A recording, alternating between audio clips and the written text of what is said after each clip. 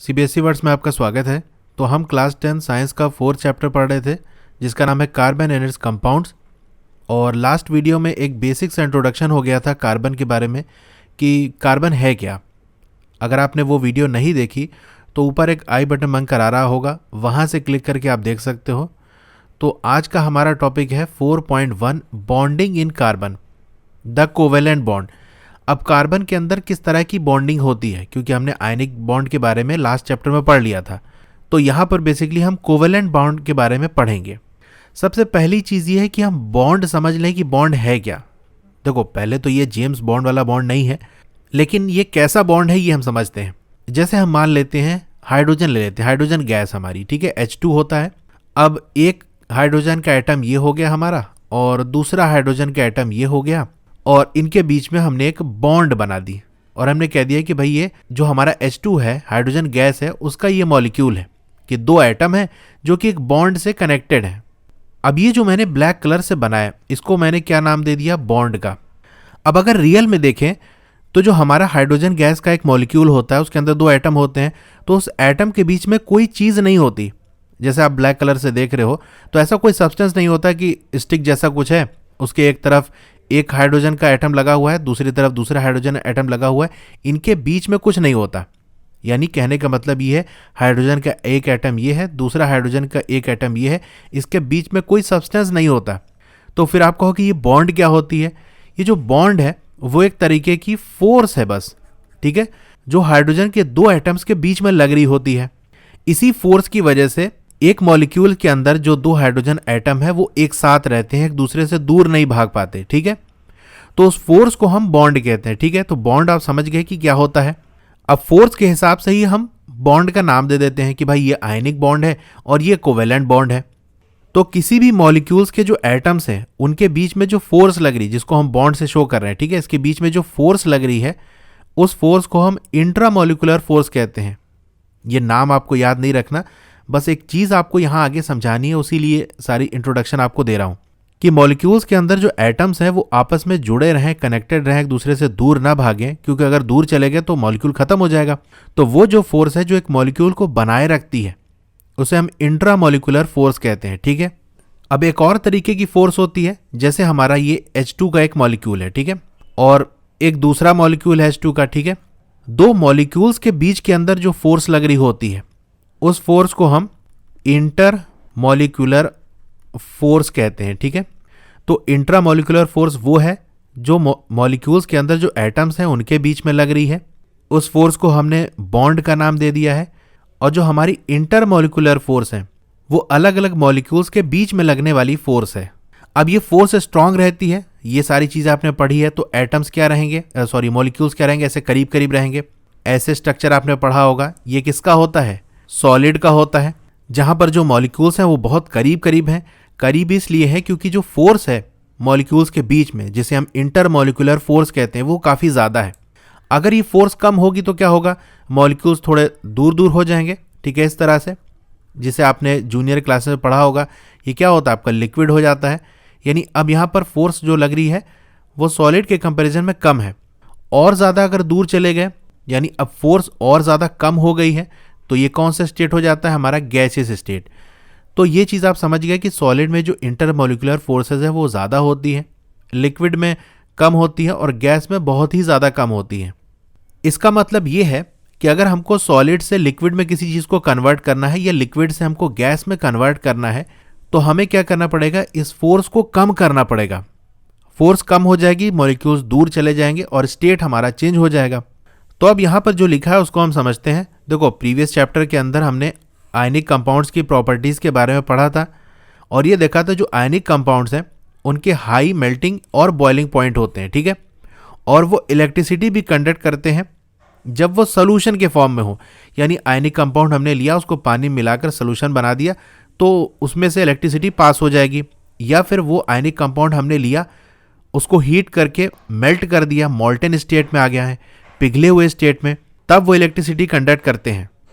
अब जो आपका आयनिक कंपाउंड्स होते हैं उनके हाई मेल्टिंग और बॉइलिंग पॉइंट इस वजह से होते हैं क्योंकि उनके जो मॉलिक्यूल्स हैं उनके बीच में लगने वाली जो फोर्स है, जिसे हम इंटरमॉलिक्यूलर फोर्स कह रहे हैं, वो ज़्यादा होती है। अब किसी चीज़ को जब हम हीट करते हैं तो ये जो मॉलिक्यूल्स के बीच की फोर्स है इंटरमॉलिक्यूलर वाली, वो वीक होना शुरू हो जाती है, कमज़ोर होना शुरू हो जाती है। अब जितनी ज़्यादा ये स्ट्रांग होगी उतना ही ज़्यादा हमको हीट करना पड़ेगा, यानी उतना ही ज़्यादा हमको टेम्परेचर देना पड़ेगा ताकि उस फोर्स को ख़त्म किया जा सके, उस फोर्स को और ज़्यादा वीक किया जा सके। तो आयनिक कंपाउंड्स में जो इंटरमॉलिक्यूलर फोर्स होती है वो ज़्यादा होती है, इसीलिए बहुत ज़्यादा हीट देनी पड़ेगी उसका स्टेट चेंज करने के लिए। इसीलिए उनका जो मेल्टिंग पॉइंट है और बॉइलिंग पॉइंट है वो हाई होता है। और हमने ये भी देखा था लास्ट वाले चैप्टर में कि आयनिक कंपाउंड्स में जो बॉन्डिंग होती है उसका नेचर क्या होता है, कैसे होती है।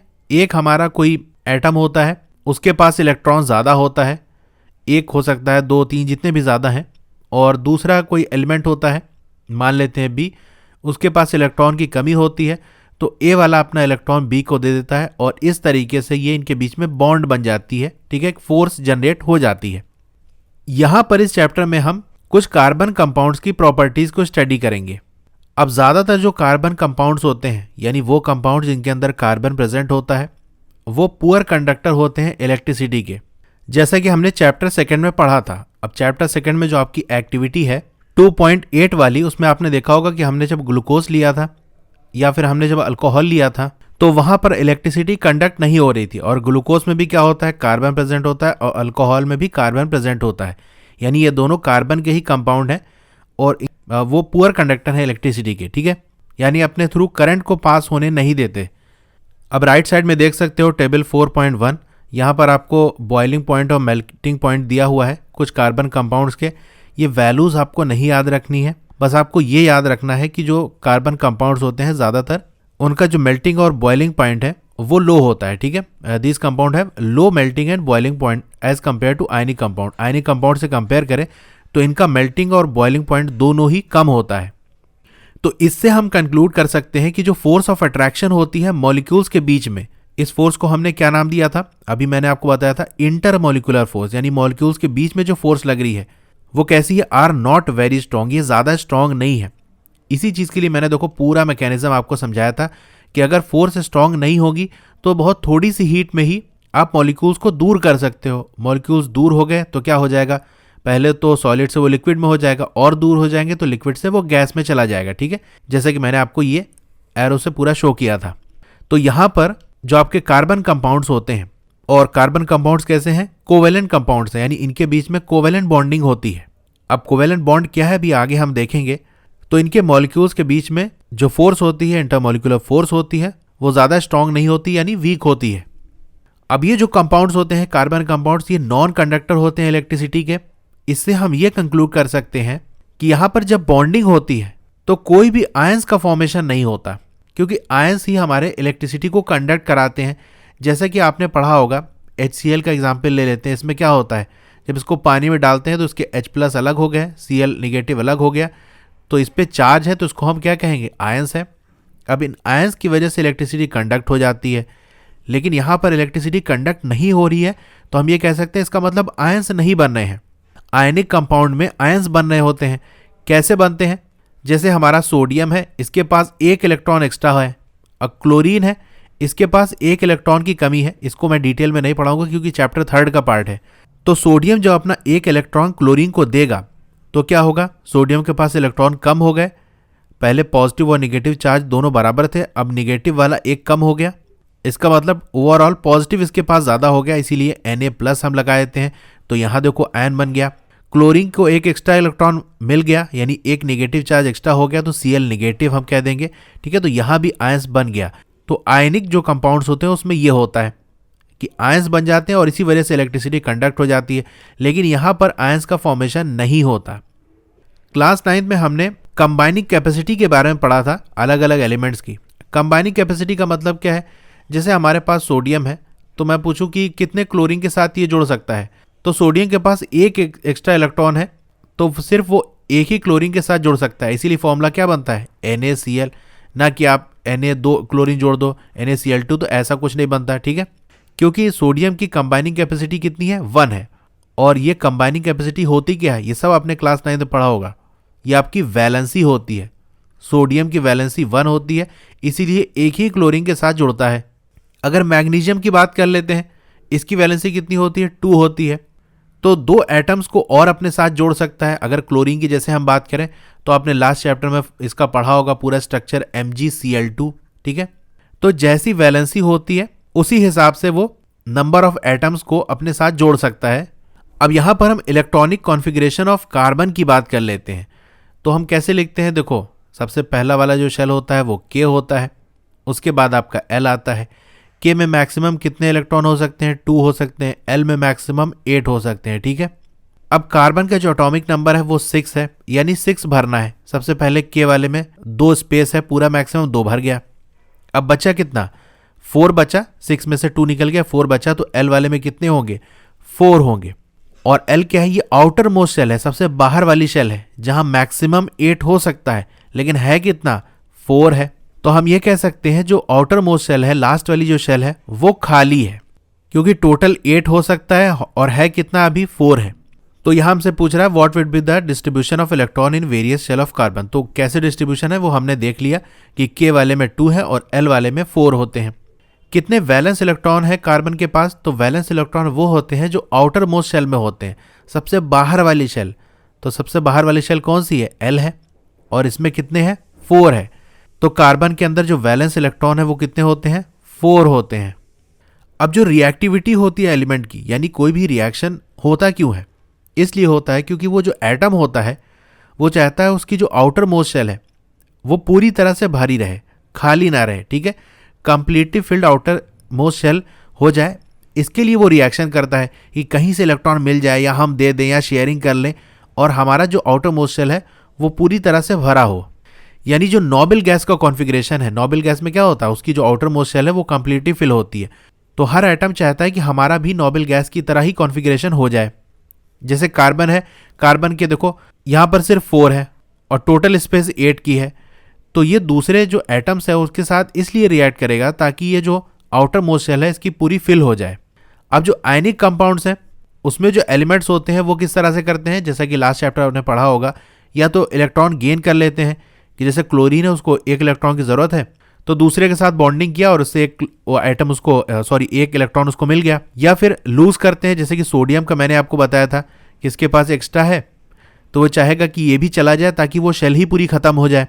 जैसे मैं आपको सोडियम का बताऊं तो कैसे होता है, 2 होता है, 8 होता है और 1 होता है, तो ये KLM हो गया। अब सोडियम चाहेगा कि ये जो 1 है ये भी निकल जाए ताकि M वाली शेल पूरी खत्म ही हो जाए। तो आउटर मोस्ट हमारी कौन सी हो जाएगी, L हो जाएगी। इसमें मैक्सिमम 8 हो सकता है और 8 हमारा है। कार्बन के केस में हम देखें तो यहाँ पर 4 इलेक्ट्रॉन होते हैं जो कि आउटर मोस्ट शेल में होते हैं। इसका मतलब ये है कि अगर कार्बन को नोबल गैस कॉन्फ़िगरेशन हासिल करना है, यानी उसकी जो आउटर मोस्ट शेल है वो पूरी तरह से भरी रहे, वो तभी हो सकता है जब वो 4 इलेक्ट्रॉन गेन कर ले या लूज कर दे।